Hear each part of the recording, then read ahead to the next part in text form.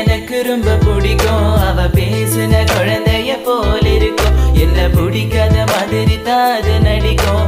கண்ணு மட்டும் காட்டி கொடுக்கும். அழக பத்தி சொல்ல வார்த்தை என்கிட்ட இல்ல.